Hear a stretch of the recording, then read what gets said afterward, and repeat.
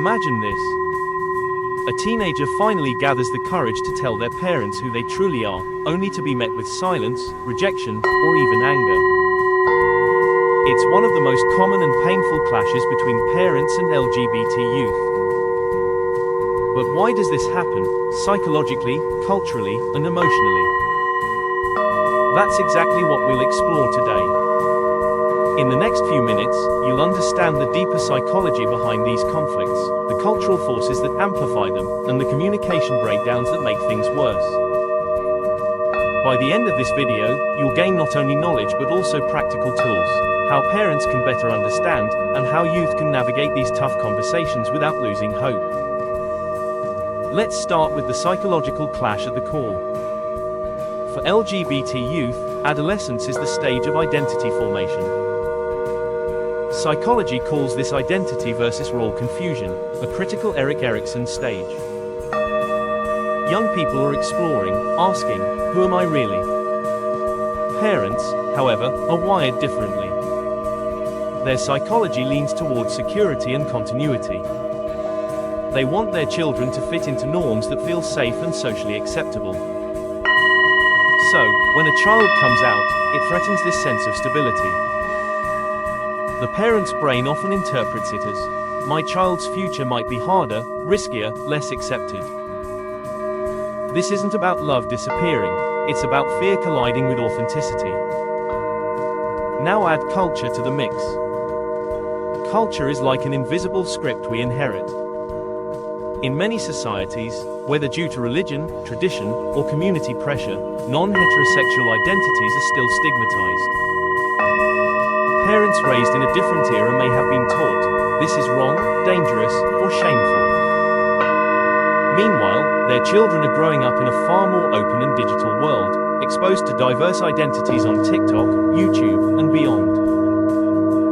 A 17-year-old boy in a conservative household tells his parents he's gay. To him, it's natural. He sees friends online who live freely. To his parents, it feels like the entire neighborhood will judge them. What you see here is not just family conflict, it's two generations living in two completely different cultural realities. This brings us to communication. Often, the words don't match the feelings. A young person might say, this is who I am. A parent might hear, you're rejecting the values I raised you with. Psychologically, both sides are experiencing threat perception. The youth fears rejection of their authentic self. The parent fears rejection of their parenting and beliefs. When both sides feel threatened, conversations turn defensive. Silence, arguments, or ultimatums become the default. That's why psychologists stress the importance of active listening. Not listening to reply, but listening to understand. And the stakes are high.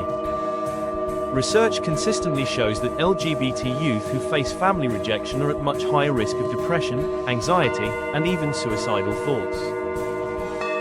On the other hand, a single accepting parent, even if imperfect, can act as a powerful protective factor.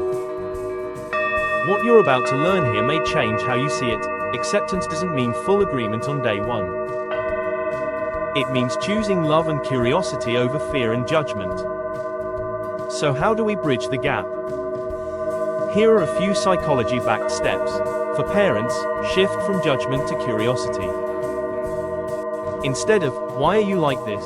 Ask, help me understand what this means for you. For youth, understand that parents may need time. Their resistance often comes from fear, not lack of love. For both, seek safe spaces, counselors, support groups, even extended family allies, who can mediate when emotions run too high. The most healing conversations happen not in moments of heat, but in moments of shared vulnerability. To sum up, parents and LGBT youth often clash because psychology, culture, and communication collide. Identity formation meets parental fear. Cultural scripts meet generational change. And love gets lost in translation. But when both sides choose patience, empathy, and curiosity, healing becomes possible. Remember, underneath the conflict, love is still there, waiting to be expressed in a new way. If this video resonated with you, share it with someone who needs to hear it today. And remember, understanding is the first step toward change.